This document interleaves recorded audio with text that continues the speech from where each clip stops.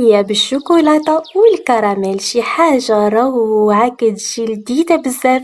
تبرعوا بها وليداتكم أو ضيافكم، تحضروها لفطوركم أو سحوركم. تابعوا معي الفيديو إلى الآخر باش تعرفوا معايا على المقادير وطريقة التحضير. وإذا كنتوا أول مرة كتشوفوا القناة ما تنساوش تضغطوا على الزر الأحمر أسفل الفيديو وتشتركوا باش يوصلكم كل جديد.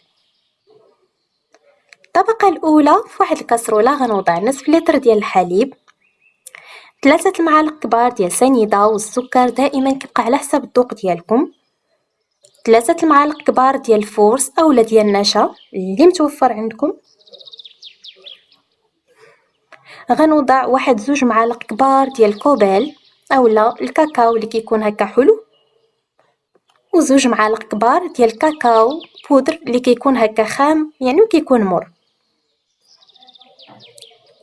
صافي كيف قلت لكم كنوضعوا 3 المعالق ديال الفورس اولا ديال النشا.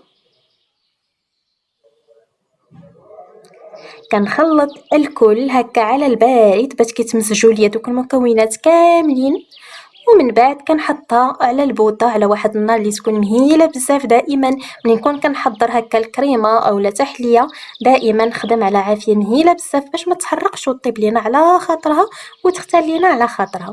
من بعد ما كتغلى ليا هكا وكنوصل على كنوصل يعني القوام اللي بغيت في الختوريه كنطفي عليها. هذا هو الشكل اللي حصلت عليه. اذا بغيتو كتزيدوا عليه واحد 2 قطع ديال الشوكولاته السوداء، كتبقى اختياريه وكتعطينا واحد اللذه زوينه. كنوضعها في الكويسات ديالي وكنرجع باش نحضر الطبقه الثانيه اللي غنوضع فيها واحد نص لتر ديال الحليب. كنحيد منه كاس واحد باش كتجيني هذيك الطبقه الفوقانيه قل من التحتانيه. كنوضع فيها واحد 3 المعالق كبار ديال السنيده، وكيف قلت لكم سنيده او السكر كيبقى على حسب الذوق ديالكم. واحد الفلون ديال الكراميل، اللذه ديال الكراميل كتجي زوينه ومواتيه بزاف مع اللذه ديال الشوكولا.